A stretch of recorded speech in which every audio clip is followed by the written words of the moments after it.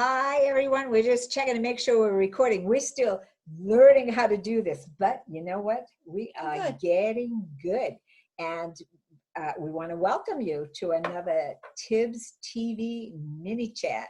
And some of our mini chats are longer than our TV programs. I'm going to back up a little bit because I feel like I'm right on top of people. Oh, well, that might not work out well either. Okay. Oh, so today we have someone really, really special with us. His name is Bob. Bob. And before we actually get him on, because he's in the waiting room, we wanted to tell you a little bit about him. All right, Bob is the president of his homeowners association, which is extremely cool thing. He's also a presidential silver ambassador to ReLive International, which is kind of an overall general nutritional supplemental organization. So he's very familiar with nutrition and all that good stuff. Secretary and treasurer of the Portsmouth Lions Club. He has a service dog named Toffee, which Debbie sometimes takes care of. He is right now, he is the consultant and facilitator of the Warrior Connection. Okay, now he does a lot of work there. Now he was former chairman, but he still is a consultant and facilitator at this point. So, two people. Okay, let's see the waiting room. He is also a former Green Beret. Yep. All right, and served in Vietnam. So we are so truly honored and want you to help us welcome Bob Brusa back into the meeting here, if I can remember how to do it, which I can. Okay, so we have Bob. Let's let him in. And Bob, okay, Bob is joining. All right. Hello. So again, everyone, welcome Bob Brusa back into the show. And we also have joining us Bob Thornton, who is our TIBS TV producer. Bob, we can see you really good. We have two Bobs. Bob's squared. No, that's Bob's 2X. Bob, talk. How you doing? Can you hear me? Just barely. We've had Bob on other shows with us, and for some reason, you don't have a really good mic there, but we can see you really good. So can you guys see each other? Can you do two Bobs? Yes. Yeah. Very awesomely good. So nice to see you again, Bob. Yes, Bob. Nice to see you guys. He's a very quiet man. Can you hear him, Bob Brusa? Barely. Okay. Well, this is the problem. This is the problem that we always have with him, and I think it's because he just doesn't not have an awesome speaker. Okay. So before we started, we were talking to Bob a little bit, and in the introduction, we kind of told folks about some of the stuff that you do, and you're very impressive. You have a great deal of knowledge. And so we were hoping to kind of talk to you about, first of all, your connection with the Warrior Connection, facilitator and consultant. And how is all of that coping? Right. Today? So we're wondering, first of all, how is it affecting you? Because you're not only a facilitator, you're also someone that had or has do you have or has PTSD? I have. You have. I have. So yeah, you don't get to escape from PTSD. There isn't a cure for it. You just get to manage it. Okay. And it's interesting that you asked the question, because today was a particularly difficult day for me. I had a very hard day this morning. When I got up, I wasn't feeling well physically, and it's manifested itself from a day ago.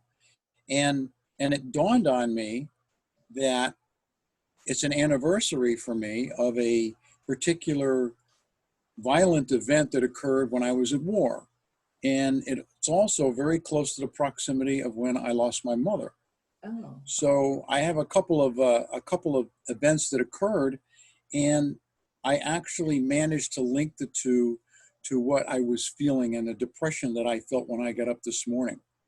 I had a very difficult night sleeping, in that I woke up several times and had difficulty getting back to bed, which is not the norm for me these days. Okay. But when I have these episodes, for lack of a better term, it means that I was triggered somehow, some way. There's a trigger there. Yep. And fortunately, with having gone through the Warrior Connection, I have the ability to identify what it is, why it has occurred, and then I have the unique ability to work through it.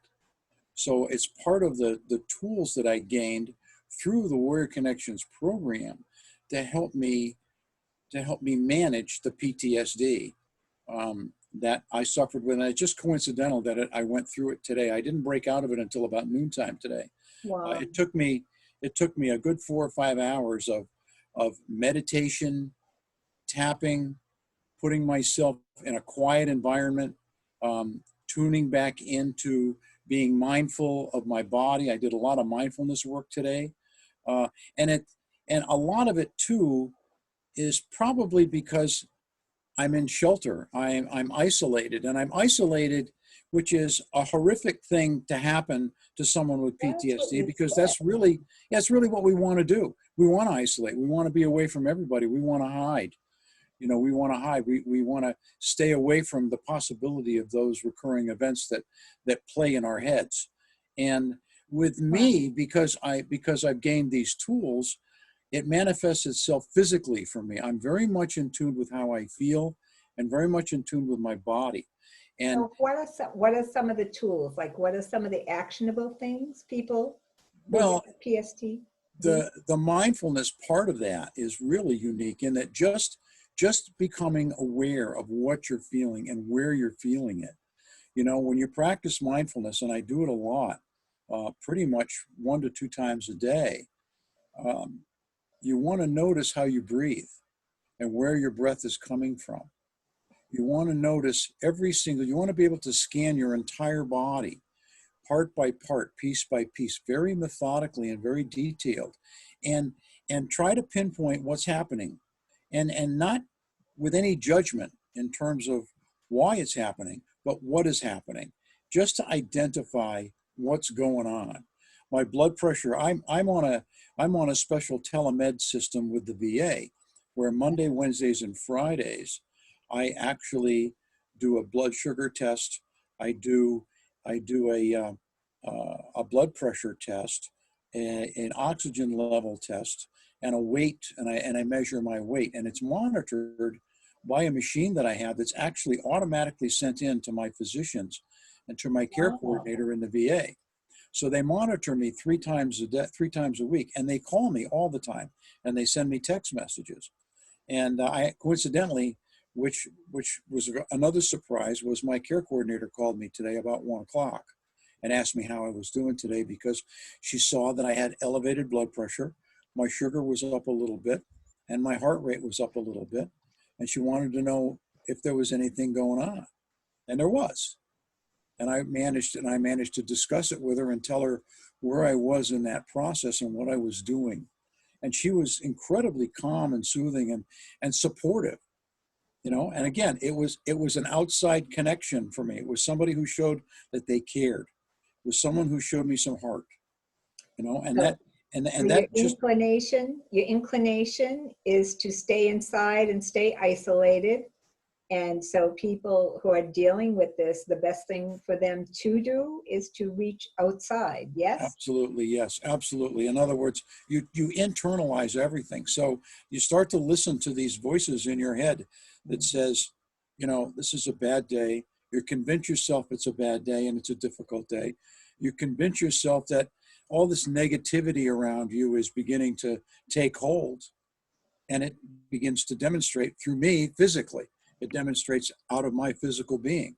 And fortunately, with the training I have, that's part of the recognition process, is understanding what's going on within your body.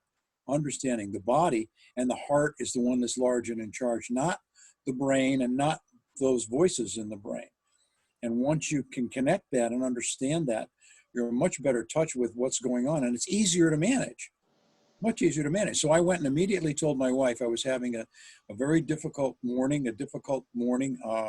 I told her that I wasn't feeling well and that I was incredibly depressed.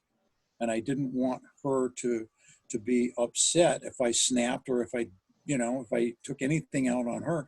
And she was incredibly supportive. I mean, she's, the first thing she did was give me a hug, which is physical, which is an incredibly big relief. That's a big, big relief that you're not alone. What about because we tend to be alone. What about people who are not married or don't have someone else in the house? Then they need to, well, I have a service dog. Fortunately for me, I have a service dog that also recognizes immediately and comes right to me and wouldn't leave me alone the entire day. She's been with me the whole day today, would not leave me alone. She recognizes that there's a need for support, that I'm having a difficult day. So people that don't have difficult days need to have connections. They need to have people they can contact. A lot of people, unfortunately, will go to social media under these times. They'll go to Facebook. Right. They'll go to Facebook and then they'll read something that offends them or that upsets them. If they're pro-Trump and somebody's bashing Trump, then all of a sudden now it gets worse and they get very upset with that. And that's definitely happening. Yes, it does. Oh my goodness. The politics alone, the politics alone is vicious. So, it's kind of a double-edged sword because you really want them to reach out and connect with loved ones and people that care. More importantly, I make sure when I go to all these B2B groups and I give speeches and talks, it's about doing buddy checks. Veterans understand what a buddy check is. And a buddy check is really simple. All you have to do is text the word buddy check to somebody. That's it. They understand. That means that someone cares enough to want to know how they're doing. So is that what it means? That's exactly what it means. So what do? You call them up and say, hey, how are you doing? No, I send a text message for a buddy check and I'm looking for an answer. That means they can call me, they can email me, they can text me, they can do whatever they want to do. I want to know how they're doing. I just threw the ball to them. They have to throw it back. I just tossed them the ball. And in the military, that's what a buddy check is. I'm doing a buddy check. There's no such thing as a group buddy check. I'm not going to throw it out to the group. I'm going to give it to somebody individual. So I'm going to go down my list of people that I care about, a list of people that may potentially be in crisis or may be having feelings like I'm having, and I'll do a buddy check with them. It's an easy system. It works, and it works incredibly well. And it's also nourishing to the person doing the buddy check. Yeah, we were talking a little bit about that earlier. The best way to feel better yourself is by reaching out and helping someone else feel better as well. Yeah. Well, it all goes back to something that, you and I just have a lot of discussions about, and that is when it comes down to the basic core of any human being. When you look at someone's soul and you look at their basic core and philosophy, all they really want to do is help another human being. That's really all they want to do. And when you can touch that, you've got the gold. Mm-hmm. Totally. You've got the gold. Totally. Now, Bob 2, the sequel, we know that we can't hear you that well, but Bob you're also someone who's been in the service, yes? And I mean, there are people out there who have not been in the service and still have post-traumatic stress syndrome and stuff. Yes. Okay, PTSD, right? So, so now, Bob, you are in the Warrior Connection, or you're not? No. No, I'm not. We're gonna have to give you sign language, because I was gonna say, now, how do you deal with all that stuff? Yeah, he says. Listen. Yeah, we're listening. It's been many years, decades. You get through it. So what I'm hearing you say is that somehow you just kind of get through it, but do you like reach out? Do you do a buddy check? Do you have that kind of, I'm wondering from both Bobs how, now you have this system, you're part of the Warrior Connection. what about people who don't have that? You know, what do they do? What action can they take to help? No, no, Bob to the Eagle says, have a drink, all right? But, Yeah, yeah. there's drinking and smoking and all kinds of craziness that people will revert to. And what's Oh, yes. that? Fighting? Fighting? Oh. Oh, yes. Oh, yeah. Okay. Yeah, irritation, everything. Anger. Okay. Anger, So, all kinds of crazy stuff. I mean, yeah, it's a method, it's a coping mechanism, and it's quite temporary and it's quite destructive, actually. it And is. pretty, And and I'm sure it pretty, and doesn't pretty feel good. counterproductive. Yeah, and pretty counterproductive. I mean, I Yeah. see, you know, I'll give you another good example. People will go on Facebook and they'll pick a fight with somebody. On purpose. You know, or That's right. they'll go and they'll just pick a fight with somebody and have a raging reason to get anxious, to get anxiety, to get angry, you know, and to get really, really crazy. We do.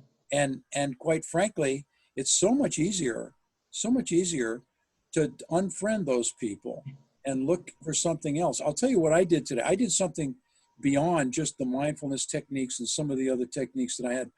I turned on the television and I looked for comedies. And I looked for things to make me laugh. You know, instead of going to a World War II picture or a Vietnam movie or something else, or a Chicago PD or one of those aggressive good guy wins but violence all over the place kind of show, I went for comedy. And it's pretty remarkable. And Susie and I have developed actually a technique at night where we watch a comedy series and you know, the ones that have multiple episodes, and we watch it every night before we go to sleep. So that regardless of what we've seen for news or for derogatory effect or anything that's negative that we watch, which is pretty much the majority of TV, you know, that's on in the popular stations and then the majority stations. And we watch a comedy show before we go to sleep at night. It does amazing things for you. That's, you know, the more people we talk to, the more, you know, we hear similar themes, but expansion, because we were talking to a lot of people say, limit the amount of like news and stuff that you listen to or watch, because it is negative programming. Very important. That's a very important factor. It is. And you add another layer to that by saying, not only, you know, kind of limit that, but go ahead and seek out something that actually is mood altering, like it makes you laugh. That's right. So I think that's excellent. Yeah, that's right. And when I communicate with someone or when I buddy check with somebody, you know, it's always something laughing. It's always something comical, something fun. Yeah, we're choosing our state of mind. Okay, Bob Thornton, I saw that finger go up. Do you want to? Can you do it in sign language, or just say it really loud? I'll give you a question to ask Bob. Okay. How long does this last? The question to you, Bob, is how long does it last? You mean how long does the good part or the bad part? Bad part. The bad part? Yeah. Okay, Remember, so if you're having, it's not curable. It's not curable. It is. It's not curable. It's only manageable. Okay, so today you went through something. I went through an awful time this morning. You went through an awful time, but does that persist until you actually break the pattern? I think that's what he's asking you. Yes. If you have a... Yes, there's no question. I mean, my wife started the process of helping me recognize that was what I needed, because it felt so good to have that support from her. In the hug, that felt so good. And it was like more. So now it's up to me to go find that more. So I'm not going to surround myself with derogatory, negative stuff. I'm not going to do. I'm going to do just the opposite. I'm going to surround myself with what nourishes me. I put on a nice music that I enjoy. Last night we got in the hot tub. Cool. You know? I mean, oh yeah, it's like, you know, it's just, that's what you need to do. If you need to go for a walk, you go for a walk. You need to get outside and get some fresh air. You get outside and get some fresh air and fill up your lungs. If you need some exercise, then you can jog a little bit or you can move a little bit. I mean, so you kind of need to know, you need to have some tools available to you so that when you start feeling bad, first of all, you need the self-awareness to say, That's right. gee, I don't feel great. And then That's right. you have to actually take steps to make yourself feel better. That's But how correct. about someone, I've talked to some people who are depressed and they're like, they don't know what to do. How do they find out? It's like, gee, I don't feel good, Joan. And I'm like, oh, well, okay, find something to focus on. So what if they don't know what to do? How do they, what do they do if they don't know what to do? Well, those are the ones that are in deep trouble. Those are the Yeah. ones. Those are the ones that are in trouble. Those are the ones that won't reach out or won't identify what's Yeah. going on. They really jump into that denial train and say, "Well, I shouldn't feel this way. I feel this way, but I shouldn't feel this way." That's what I'm hearing. That's exactly right. Yeah. And so now what are they doing is they're not supporting themselves and loving themselves. They're making themselves at fault. They're making themselves wrong. They're reinforcing to themselves that they're not worthy, that they shouldn't feel this way, but they do. So they're digging a hole deeper and deeper and deeper and deeper. That's it. That's exactly what was said. I know I shouldn't feel this way, have a good life. I have this or that. I don't know what to do. So if someone says that to you, what do you say to them? Find things that you enjoy to do. I tell them meditate, listen to music. I'm an artist, so I tell them to pick up a paintbrush and paint. Well, you can ask some very basic questions. You can say, so what makes you smile? What makes you smile? What makes you happy? What makes you feel warm? What makes you feel cold? What makes you feel uncomfortable? What makes you feel comfortable? What sounds do you like? What's your favorite place to visit? Where do you like to go? Can't write fast enough. Who do you like in this world? Who don't you like? Do you like baseball? Do you like sports? Do you like music? Is there anything that you like? Is there anything that you'd like to do that you don't do? Is there anything that you've thought about trying that you don't try? Have you ever been on a rowboat? Have you ever thought about going to a lake and skimming rocks off a lake? I mean, you can think about some of the real basic fundamental things that a lot of us do or have done and take for granted that other people it doesn't even dawn on them that it might be something that would derive pleasure for them and enjoyment for them, that can develop into some kind of a passion, something to go to, a go-to place that's nice, that's comfortable, that's warm, that's wonderful. What kind of food do you like to eat? Where do you like to go? Do you like the sun? Do you like outside? Do you like inside? Mm-hmm. I mean, just basic fundamental questions. Do you like to cook? Do you like restaurants? What restaurant do you like? What movies do you like to watch? Okay, so as you're asking them these questions, like this is someone who doesn't have any tools, they're telling you how awful they feel. So if I ask them questions about, well, what usually makes you happy? What usually makes you smile? And kind of focus on the positive stuff. And they say, well, usually I do this or I go for a while. Then the answer is start doing some of those things so that you break it's like they're addicted to feeling bad sometimes. Joan, one of the key questions to ask somebody is when they're involved in doing something, whatever it was, when you play baseball or when you're watching a war movie, you want to ask the question, how does that make you feel? Yeah. And then be quiet and listen to what they say. Okay. And they say, when you watch an episode of I Love Lucy, how does that make you feel? Look at you two, you're smiling like crazy. I know. That's because she Instantly, tried right? to make me watch like about 10 Instantly. of them. And I'm like, Instantly, Yeah. It's like, I mean, if you like to go to if you went to a Who concert, how would you feel? What does that make you feel? How did it make you feel? Where have you been? What have you done? What did it make you feel? When you went to the lake on vacation, how did that make you feel? That's a key part of the soul searching situation, trying to find what's passionate and what people are pleasant with and not pleasant with. Okay. When you were in a big crowd, at Walmart and there were 500 people all over you and they're running, how did it make you feel? Yeah. Like, oh my God, like I got to get out of here. Yeah. Like I hate people, get them away from me. Yeah. I mean, I've been to that point where I've actually said that. I used to be a common phrase for me to a number of my good friends. I had two very close friends that I used to spend a lot of time with, both attorneys in Connecticut, and we would go out at night and we would eat Italian food and drink beers and be crazy and laugh and joke and have a great time. But we loved our relationship that we have with each other. But it was the common thing that we had was all three of us hated people. We would always say, I hate people. Look at that one. Look at that one. I hate people. Get them away from me. It was comical. It was comical because here you are together, being miserable together and enjoying yourselves.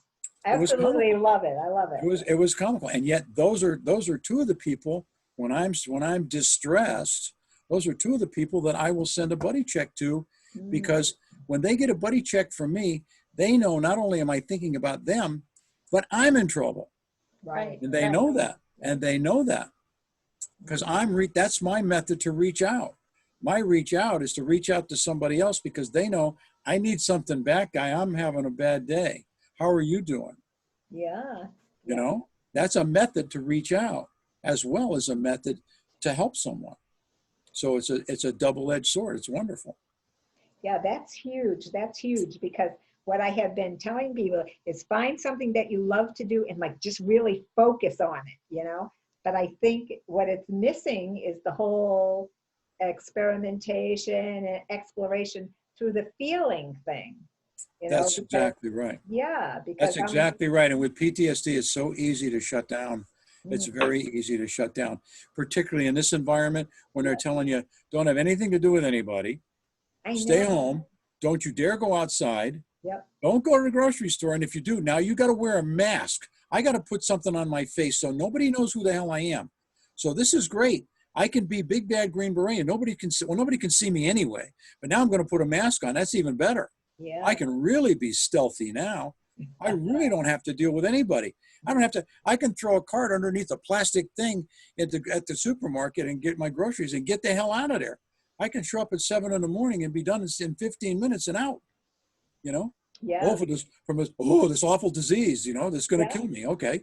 Well, we're not afraid of that. We're more afraid of just going out in public. Right. So this is wonderful for us, but it doesn't help us because over the course of time, I promise you, in another 30 days or another 2 months of this stuff, you're going to see all kinds of veterans going nuts because this is only the first 30 days of it. We're all acclimated to hurry up and wait. We all know what that is. And everybody is whining right now. All these young people are whining about, you're keeping me inside. You can't, this is unconstitutional. You can't do that. Guess what? Join the military. I'll tell you what you can and can't do. You want to be cold and wet for 6 months? You want to freeze your butt for 6 months? You want to be in the mud and be miserable for 6 months and not say a word about it? Just cope with it. Just deal with it. There's a picture of a guy who's stuck in a tunnel. The guy is literally stuck in a mud tunnel, and he can't get out. And a lieutenant walks by or a sergeant walks by, and the guy says, "Help me, I'm stuck. I can't get out." And the sergeant says, "Work your way out. Keep digging. You deal with it, and keeps on walking." In other words, what we do is adapt and overcome. That's what we're taught to do, and that's what we do.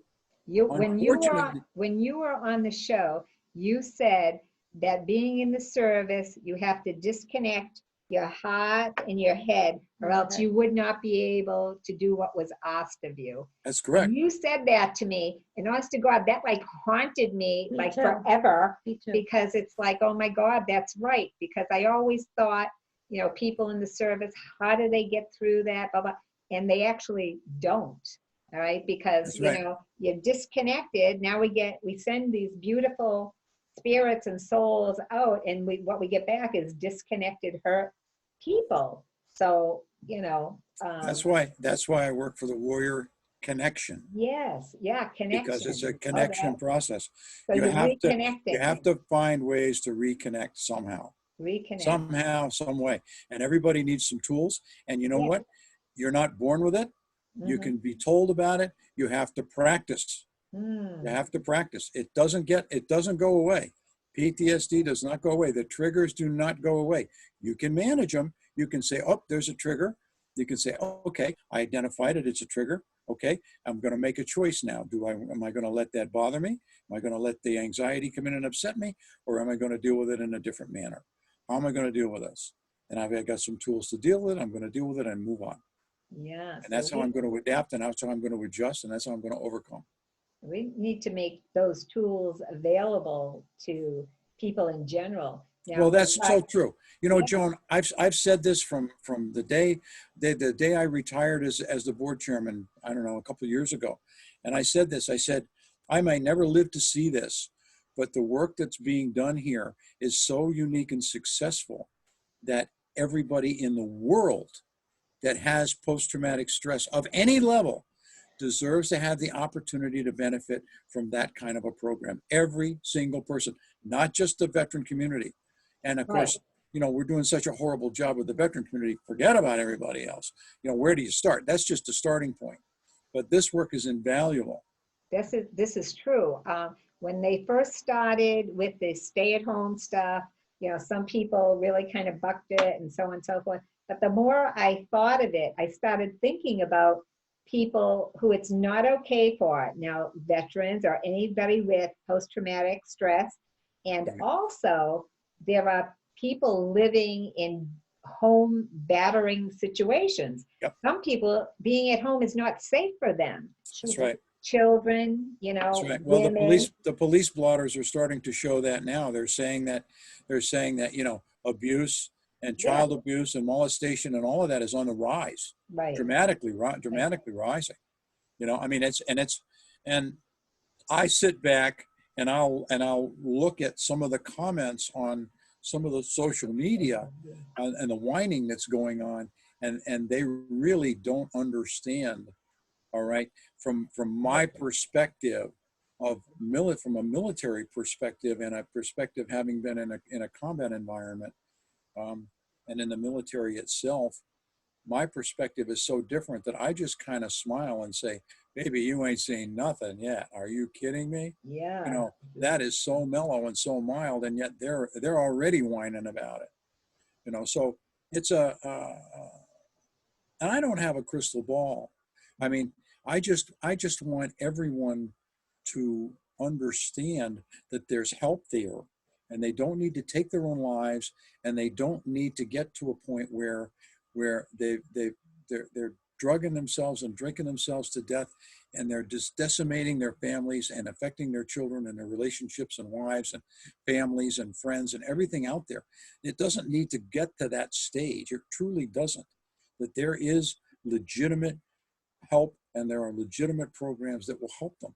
And it's no cost to them but time. All it costs them is their time. And they have to want to not only learn the tools, but implement them. That's correct. Practice. Yeah, practice. That's correct. And what's sad about our society is that it seems that we so frequently have to hit rock bottom before we recognize. So, and the same occurred with me. I always talk about this. I talk about my path of destruction, quote, end of quote. And my path of destruction were all those years of not recognizing and not willing to go get the help I need, all right, and putting it out there on everybody else and everything else.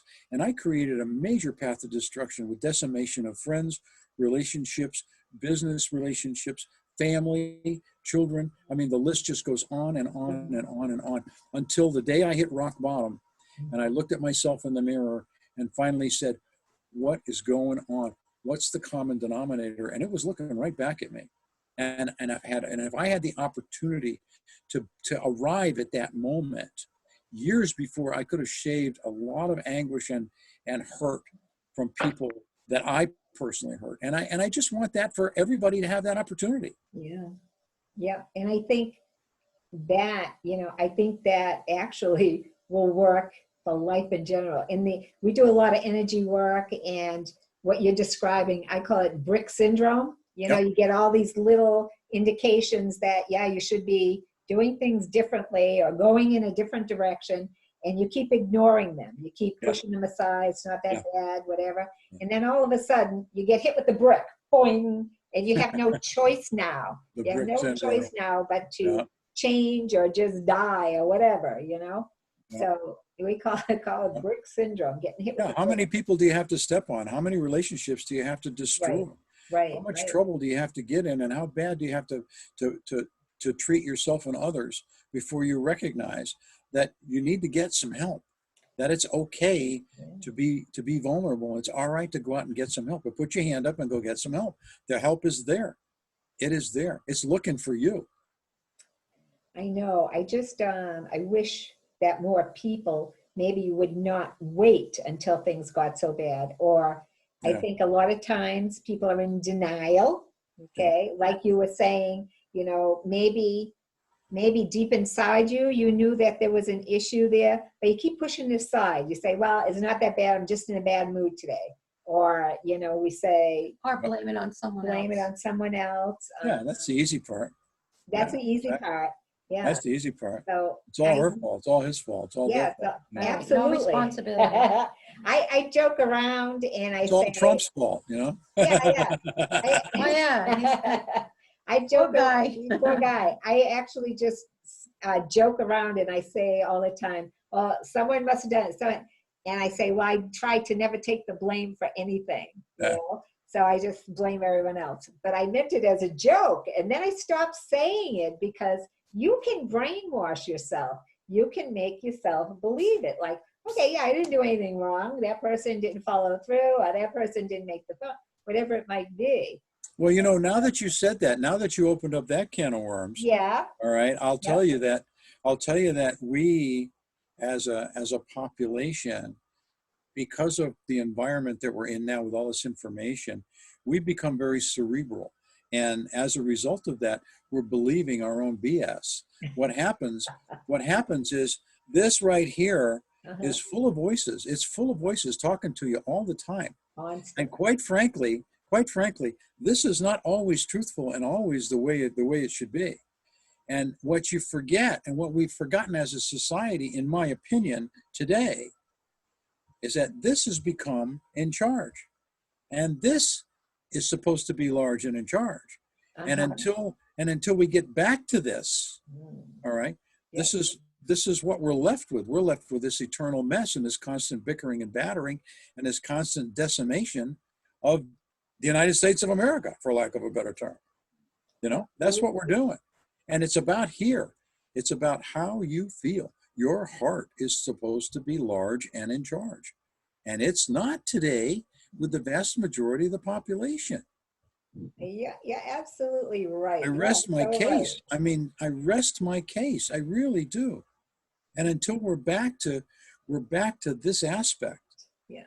All right, we're in a lot of trouble as a population, as human beings. As a race, I think as a race. There's a young man, his name, I'm not going to remember the first name, but his last name is Doty, something Doty. And he starts out, all of his meditations, he goes through the whole rest thing, but he'll tell you, put your hand over your heart and move, your attention from your head and put it into your heart. And as you were talking, that's exactly what I was thinking. Connect. Because like you said before, there's a disconnect from here to here. That's right. And so his name is Aaron Doty. And he does meditations and stuff. And that's what he does. Put your hand on your heart. Move your awareness from your head into your heart.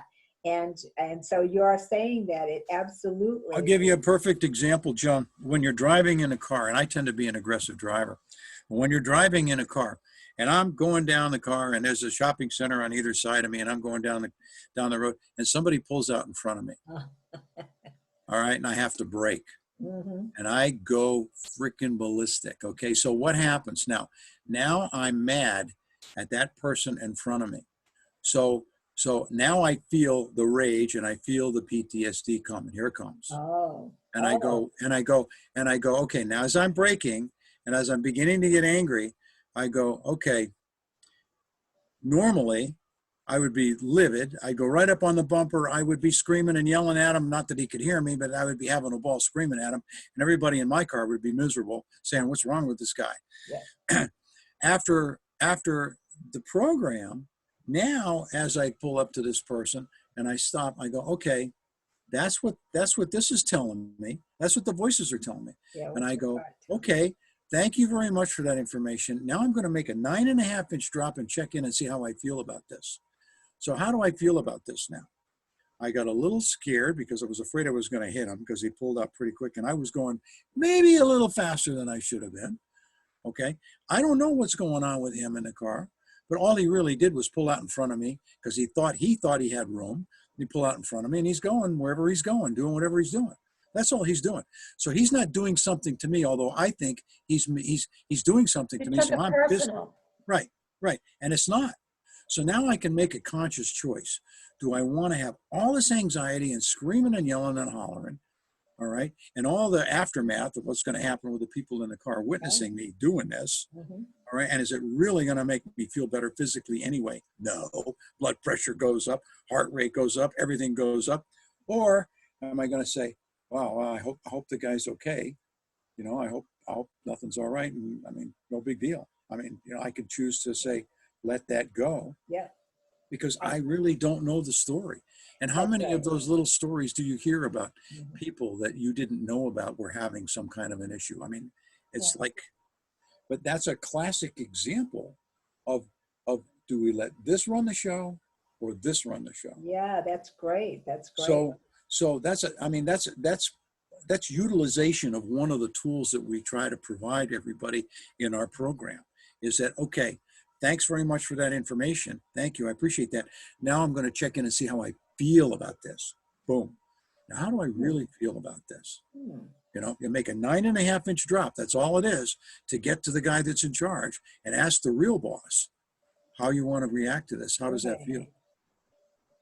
Pretty interesting. It's pretty interesting. Right? It is very interesting. I mean, I know, I just tell myself people are good at some things, not good at other things. So using your example of being on the road, if someone like cuts me off or does something like that, my first thought is, okay, no harm was done. Just cool your jets, Joan. No one's hurt. And like you said, who knows what's going on with them? And I just like, you know, just kind of, some people are just not good drivers, you know, like some people are good at math and stink at science, blah, blah, blah. This is just a person who doesn't drive well, you know, so I make all these excuses. Blame them, yeah, blame them. That's right, you have a good memory, that's right. So I just say, okay, no harm done, they just are not good drivers, that's it, Joan, just go on your merry way. So that's kind of how I am too. Yeah, it's just like, let them go. I'm glad they're in front of me. Yeah. Like the other thing is, I feel like some people will say, well, why don't you honk or do this or that? And I said, well, if they're already not good drivers and I honk at them, they'll make them worse drivers and then they will. So I totally can relate to what you're saying. It's like I see it and then I have to think about it and say. But you have to really know that it's not personal. True. Because you almost take it like a personal thing. Yes. You have to realize they don't know you. They don't even care. They're in their own worlds. Well, it's what Bob is saying. It goes back to anger. It goes back to being angry. I mean, the basic concept of anger is feeling the need to punish. That's really what anger is. True.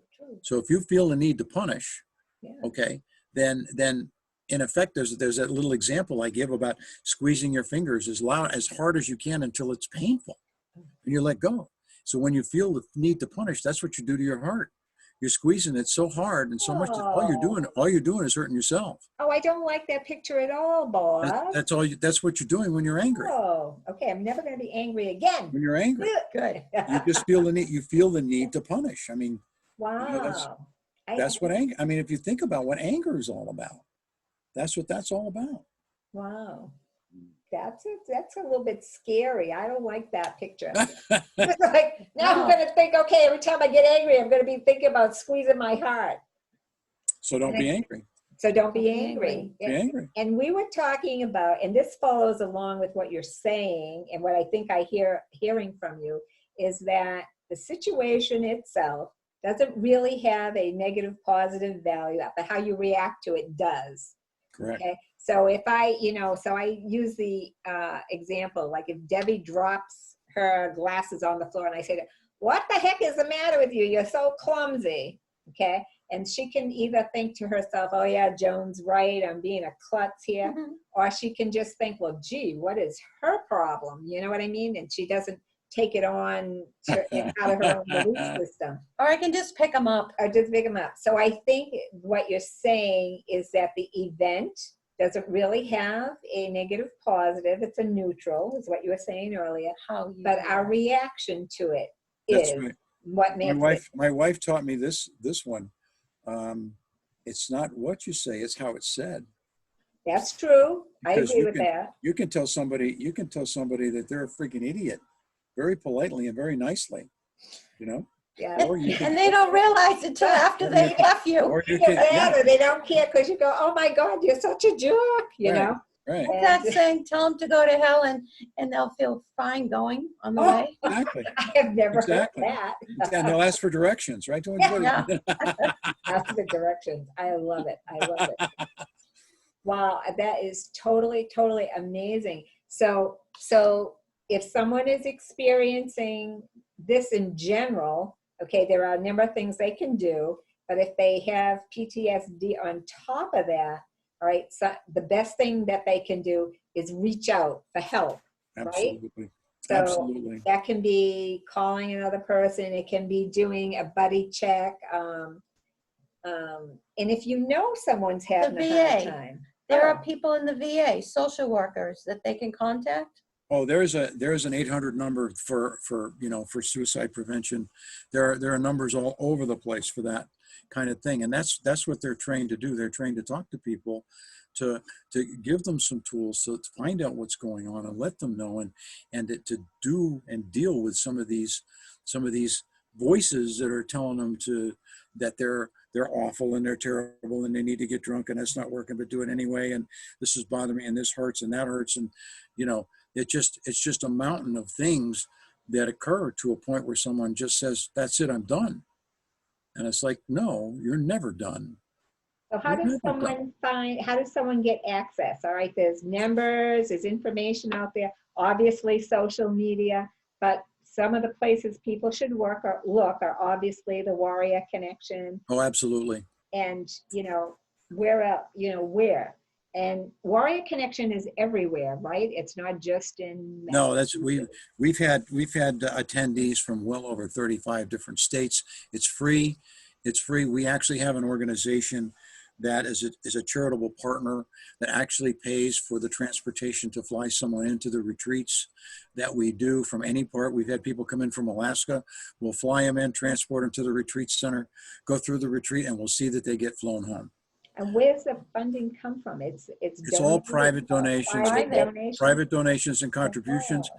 Next Tuesday is what they call Giving Tuesday. It's a big event in the 501c3 world. Okay. We're participating in that. We have an organization that we're working very closely with now. The Gary Sinise Foundation is taking a liking to our organization. So we've been talking with them a little bit, and there are a number of charitable organizations that are willing to contribute and willing to help. No. It costs I don't know, anywhere from $1,000 to $2,000, I guess, to sponsor a veteran to go through one of the retreats if someone's inclined to do that. Wow. It's all volunteers. We only have I think we only have 2 people that are on staff, paid people on staff in the entire organization. Everything else is done voluntarily. Wow. You Our have retreats- something for families too, don't you? Yes, we do. We do Right. retreats for male veterans, female veterans, and spouses. So there's 3 different sets of retreats, and the person that founded the organization and originally wrote the programs is now working on something with children. So there'll soon be something available out there for children also. And she's also working with the incarcerated population as well, doing a program for them as well for rehabilitation purposes and also for their children. So Wow.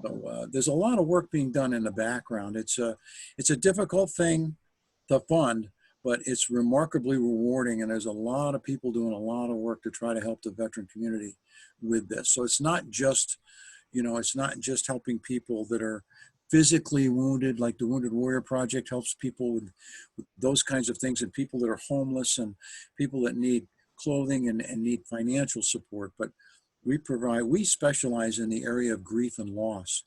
That's what we specialize in terms of this particular program. Yeah. And like I said, we're serving the veteran community, and I can only hope that this work someday will evolve into everybody's. I mean, you think about the battered women, you think about even battered men, you think about, first responders, firefighters, and police officers, and, people in law enforcement, people that are investigative, and just people in general that have just had accidents and trauma traumatic upbringing. and Some of them Right. have traumatic upbringing. Exactly. I mean, this whole virus thing, that people are traumatized by the fact that their loved ones are dying and they can't even visit them. They can't see them. They can't even go to a funeral for them. Right. You can drive up in a car and say an Our Father and drive away, and that's the end of it. And that's it. And it's awful. It's remarkably, incredibly difficult. It is. I have a young friend who just lost her grandmother, and the immediate family can kind of go and pay their respects and stuff. But that's the end of it. There's like, everything is just kind of closed down. And my first episode with post-traumatic stress, I was a 13-year-old boy, and my dad was a career officer in the Air Force, and I had a younger brother, sister, and mom, and we were in our 4th year in Madrid, Spain, at Torrejon Air Force Base, and my father just got in the car and never came home one day. And he had a heart attack. He had a coronary embolism behind the wheel of the car and killed him instantly. He was just 40 years old. So I was a 13-year-old. I was the oldest of 3 kids. So my role changed when the neighbor came up to me and said, your job now is to take care of your mother, your brother, and your sister. That's your job now. At the age of 13. So I that was my first exposure to a traumatic event as a child. And that's then you were told that you had to carry the family after that. No, it starts. I mean, and everybody, and everyone has stories about those kinds of things, and they all deserve to have help to eliminate that path of destruction, and to live a much more wholesome, fulfilled life. Yes, I totally agree. Everyone is dealing with something. Yep. Some kind Absolutely. of stress, whether it be upbringing, alcoholism, drug. And you're right, the whole family is affected, not just the person who's having the problem. It becomes the family's problem. And it fans out like the ripples in water. I mean, it fans out for years and years, and people. Yeah, it gets worse and worse. So it's important, first of all, to kind of be aware that there is an issue, but also be aware that there is help out there. A lot of people think that the world is kind of a cold, cruel, people don't care about each other. And there's definitely something out there like that. But I think that there's a lot of people who I call, higher energy people. They live their life from a higher perspective, that are willing to help, willing to do whatever it takes. They reach out, they do whatever it takes. So it becomes at that point kind of a choice, where do you want to go here? Which way do you want to go? And if someone is kind of locked into that mentality where they're a victim and they can't dig themselves out of it, you know what I mean? Then, like you said, I think we're going to see some more of that too, Joan. I think. Me too. That's what I'm worried about. With the fact that you shut off all the churches, all the religious stuff has been shut off for so long, that people that need that, that outlet and that support. And the AA meetings. All of that stuff, all of the support per se, the support has been turned off. Right. And it's been turned off, and that's not a good thing. It's not what we're about as human beings. It's not what we're about. Right. We're very social. We're very social animals. That's right. And I was talking to my neighbor a little bit earlier, and talking about, starting to open up the country a little bit more. And of course, when you talk to some people, they're just very opposed to that. How many lives you're going to lose, blah, blah, blah, this and that. And I'm like, well, if our country stays closed for much longer, you're going to end up with a whole nother problem here. That's right. Not only we've already got that problem. It's already there. And it's like, there's got to be some middle ground, because we're being told if you go out, you're going to put people in peril. if you stay home, the economy is going to go down the tubes. So you're like right in the middle somewhere. You know, there's got to be middle ground. And all the blame goes on one person. Well, we talked about him. That's a whole nother subject. That's a different show That's altogether. crazy, huh? That's just crazy. Yeah. That's Yeah, it is craziness. So I just Damned think, if he does, damned if he don't. yeah, like I said, he's that's a different show altogether. Politics, religion, those types of things. But once you start talking about them, you cut off whole groups of people. Yeah? So it's like, oh yeah, okay, he's one of those, or she's one of those, blah, blah, blah. But I totally agree with you. The most amazing thing to me is that people are having a hard time dealing with the isolation. They're getting depressed, regardless of what else is going on in their lives, who is going through this, who's going through that. And then you take, they're very concerned about people who have underlying conditions, medically speaking, but they don't take into account anyone who has underlying emotional illnesses. That's right. That's you know right. what I mean? It's like, That's right. That's right. So, That was one of the first things this morning I did when Sue gave me that hug was count. Let's just do inventory of all the good things in my life. yeah. Oh my God, how lucky am I? Yeah. Yeah. Are you kidding me? And I'm depressed. Are you kidding? Yeah. What's with that picture? Yeah. Yeah. So it's like, come on. I know. I have to say, as a teenager, I think I did have depression. I grew up in a very traumatic household. Dysfunctional. That we say it's the American way of life is dysfunctional. Dysfunctional. Dysfunctional. Yeah. But it's like from doing the types of things that you're talking about, I meditate twice a day, once in the morning and once at night. So I check in with myself in the morning. I check in with myself at night. And one of the things that I kind of do now just by habit is think about all the things that I do have in my life that I'm very thankful for, that make me happy, blah, blah, blah, and this and that. And you're right. When you stop thinking like that, there's no way you can feel bad. There's no way you can feel bad. And so, one of the biggest lessons that I learned when I first entered into the retreat program was how much I really like it when it's quiet. Yeah. And today that's like unheard of. Right. You and I go out and party. TVs and and stuff, and I mean it's just everything is noise. Everything is constant noise all the time. Hey, hello. That's your son, Bobby? Hi. Hi there. Hello, green headphones. No, we're looking at that person. Is that a girl? I don't know. Who is it? Who's that, Bobby? Oh, the puppy. Oh, no, sir. Is that Beth? Beth. Hi. I like it. I can't hear your music. I want to hear your music. I know. Really. We know her. We know her. You know her? What do you got going on?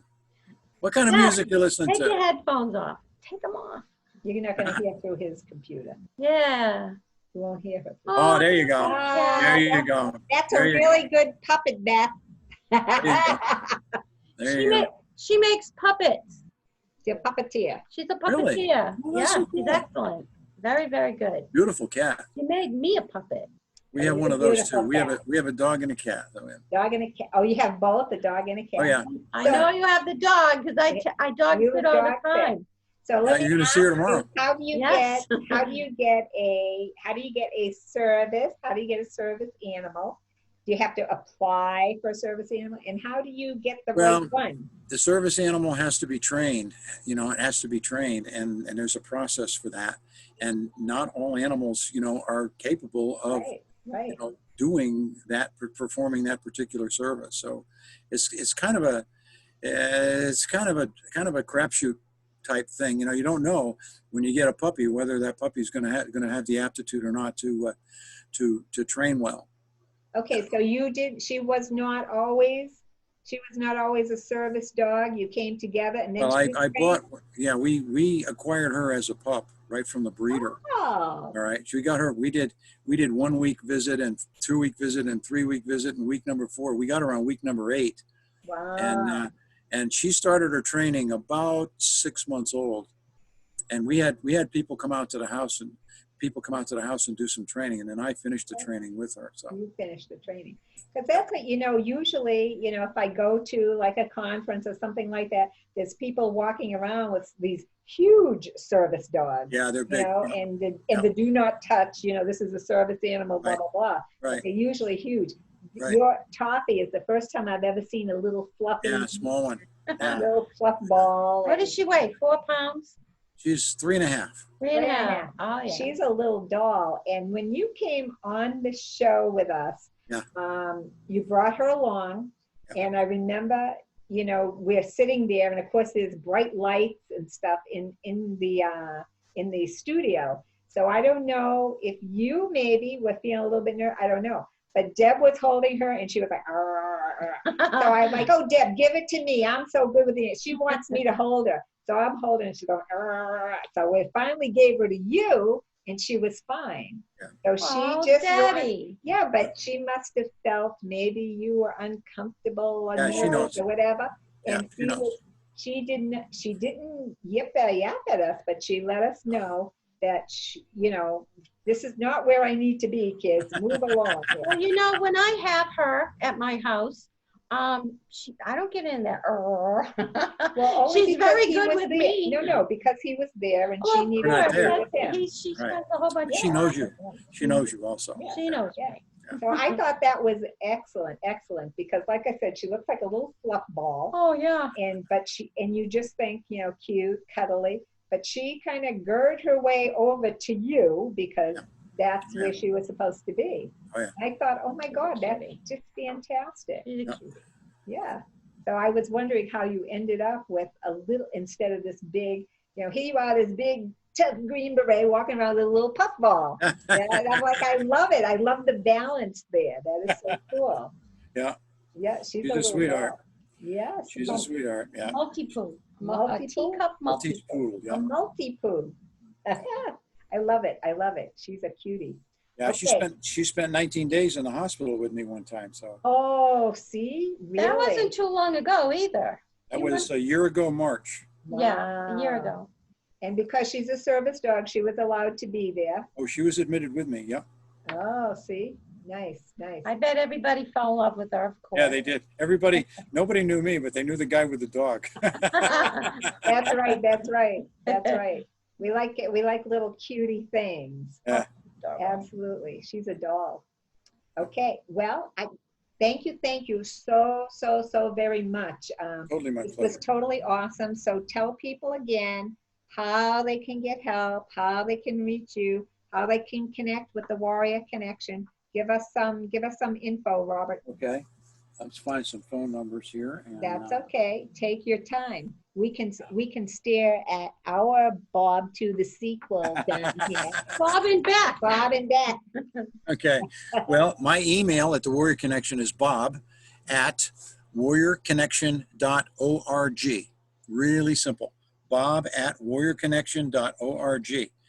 And if you want to talk to the executive director, who is Aaron Phillips, it is aaron@warriorconnection.org.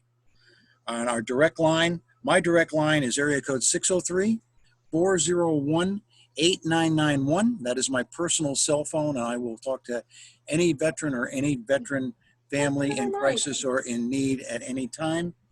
And the main office number is 866-278-3155. The retreats are currently being done in Pennsylvania, in Vermont, and we are contemplating and talking about opening up California pretty soon too, as well, for a retreat center. So we're working on those areas, but our retreat programs will be starting momentarily based upon this viral scenario. And I would guess probably in the next 30 to 60 days, we'll start our retreat program. Nice. And we go right through to October. Wow. And when we get California open, there will not be a weather restriction as far as the winter months are concerned. How long does the retreat last? Retreat Really? is 6.5 days. Oh, wait. At 6.5 days, we'll fly them in and fly them out. We have a male retreat, female retreat, and spouse retreat. The maximum number of attendees for each retreat is 8. So it's very concise, very consolidated, Yep. and it's very personal. There's only one person that's generally in the retreat and in the room that is a non-veteran, and that is usually a licensed clinician. And most of the time it's a female, because we need to have a mother figure in the room, which is very important. The basic program is designed after how the Native American Indians and the Greeks and the Romans treated their warriors when they came off the battlefield. So there's a lot of body work. There's a lot of yoga and Reiki every morning. Nice. We spend a lot of time in nature. There are things called talking sticks that we use when you have the floor to speak. There's drum ceremonies. There's a lot of things that are done. It is a combination of somewhat Native American spiritual combined with the main philosophy behind the organization is the use of expressive arts. It is the best means in which to access the subconscious. So every time someone does a particular station or a group does a station, then we will do an art project that will demonstrate how we're feeling about that particular subject. So it really creates the connection between here, and it helps us put this guy back to being in charge. And it gives us an opportunity and an open channel to speak with our hearts and to live, hopefully, from our hearts much more frequently than people who are PTSD laden, where they live 100% of their time up here. That is absolutely amazing. That's more than enough. And I just want to reiterate that there is financial assistance to get people back and forth to the retreats. Absolutely. Right? So there's no reason, why. No, volunteers come in and prepare the meals. The meals are all prepared. It's quite a thing to see, quite a thing to witness. What if people want to volunteer? We would love to hear them. I'd love to put them in touch with Aaron Phillips, our executive director. And we can always use help, no matter what it is. I was just going to say that you need an art teacher in there to go and help everyone paint. Donations, I'm sure, are appreciated. Yeah, sure, donations. And so if people want to volunteer on any level, they contact Aaron. You will get them in contact with That's Aaron. correct. Absolutely. So if people haven't been sitting here writing down those numbers, if they just do warriorconnection.com or .org. .org, yep. Okay, and if they do that, they will absolutely get a connection to you. And it's an incredibly comprehensive website. Scan the website, spend some time on it. Yeah. It outlines all the programs. It outlines everything that we're doing, and it's very comprehensive. And we welcome any communication from anyone, anybody in need, anyone at all. Let me ask you one last question, if I might. Okay, so now at this point in time, we're in this pandemic, blah, blah, blah. Do you do online programs for people at this point? We have not. We're looking at that, certainly looking at that possibility. I communicate with all of the board members and all the people that are involved in it through Google Hangouts all the time. Okay. We are user-friendly in that particular aspect. And if somebody wants to have a video conference or a video chat, we will.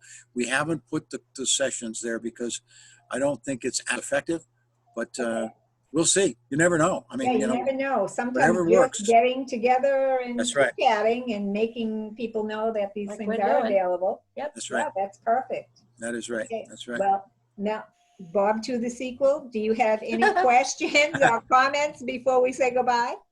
He's like, good job. Good job. Thank you. He says good job. Thank you both. Thank you both. I'm so happy that we got a chance to talk to you again. And of course, we're going to harass you to come back again, right? Of course, that's fine. And that's what women do. That's what we do best. We harass people. Thank you. Thank you both very, very much. Thank Bob, you. we will see Bob to the sequel. We will see you soon. Everybody stay well. Yes. Bye, yes. Thank you. See you tomorrow. Take your vitamins. Bye. Bye-bye. We're looking for the buttons here. All right, there we go. There we go. Buttons.